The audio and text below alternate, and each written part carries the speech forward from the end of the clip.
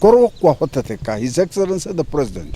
athondeke undu kungigia na miario moindanire njungwa na andu aya athondeke onoko ni andu eguthondeka jopo kana committee fulani ikare thi na andu aya mario maiguithanie one coke ite andu opposition ta deputy ora turari nake gwitwo